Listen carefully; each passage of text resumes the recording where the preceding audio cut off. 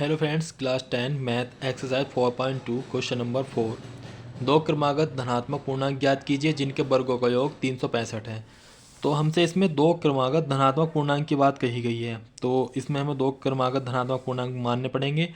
तो माना दो क्रमागत धनात्मक पूर्णांक x तथा x+1 है। तो हम यहाँ पर मान लेते हैं, माना दो क्रमागत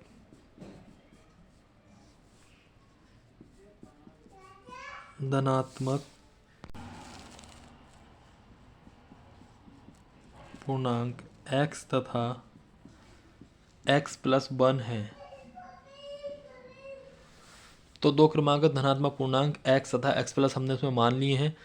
अब उसने कहा कि जिनके वर्गों का योग 365 है। तो यहाँ पर हम हेडिंग डाल देंगे प्रश्नानुसार, जिनके वर्गों का योग 365। तो यहाँ पर x का वर्ग करेंगे और इनको योग करेंगे, क्योंकि योग का वर्गों का योग, वर्ग इसका वर्ग और इसका वर्ग x+1 का वर्गों का जो योग है वो 365 है। तो हमने यहाँ 365 रख लिया है। अब हम इसको सॉल्यूशन कर देंगे इधर x²। ये तो अब इसको होल स्क्वायर खोलने वाले हैं हम। x² + 1² + 2 into x into 1 = 365। तो यहाँ हो जाएगा हमारा x² + x² + 1 + 2x = 365। ये x² हो जाएगा हमारा 2x² + 2x और प्लस 1 माइनस 365 = 0। इस 365 को हमने इधर लेफ्ट में ले गए, तो ये माइनस का हो गया।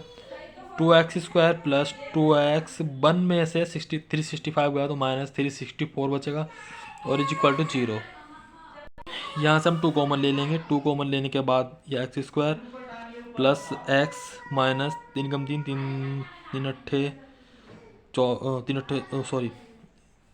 कम 2 2 कम 2 और 2 कम 2 2 अट्ठे 16 और 2 दूनी 4 = 0।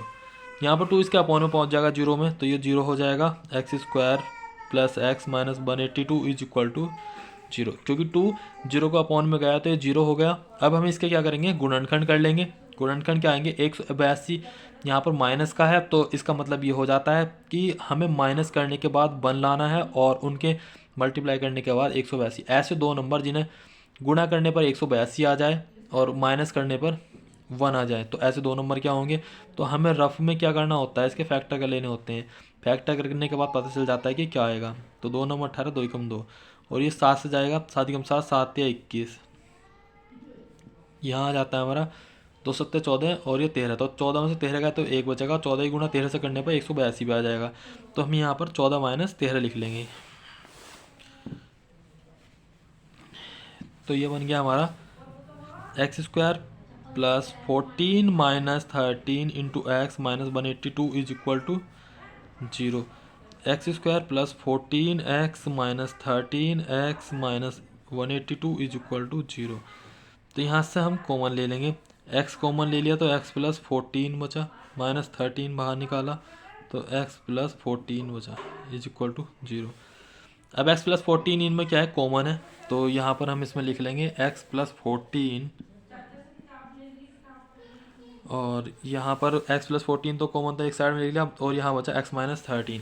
तो यहाँ लिख लेंगे x - 13 = 0। अब यहाँ क्या करना है, एक बार इसके साथ में 0 ले लेंगे, एक बार इसके 0 में। यदि x + 14 = 0 तो x की वैल्यू है -14, तथा यदि x - 13 = 0 तो x की वैल्यू है +13। हमें जो संख्या बतानी थी, धनात्मक पूर्णांक ज्ञात करना था। तो धनात्मक पूर्णांक ज्ञात करने के लिए हमें क्या हो जाएगा, पहला धनात्मक पूर्णांक क्या हो जाएगा, 13। तो यहाँ पर लिख लेंगे, अतः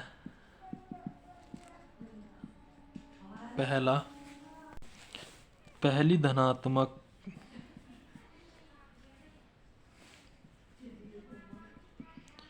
पूर्णांक संख्या बराबर 13 तथा दूसरी धनात्मक पूर्णांक संख्या बराबर 13 + 1 = 14। ये आंसर आ जाएगा। यहाँ पर हमने यही क्यों लिया है 13, क्योंकि ये प्लस का था, वो माइनस का था, और हमसे इसने धनात्मक पूछा था ना कि ऋणात्मक।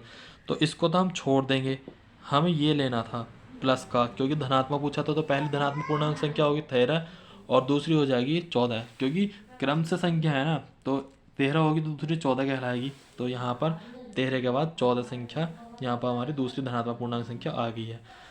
तो इस तरीके से इस क्वेश्चन को करना था। वीडियो अगर जो समझ में आई हो तो आप चैनल को लाइक शेयर सब्सक्राइब करेंगे, और कोई प्रॉब्लम हो तो आप मुझसे कमेंट में पूछ सकते हो। नेक्स्ट क्वेश्चन देखेंगे।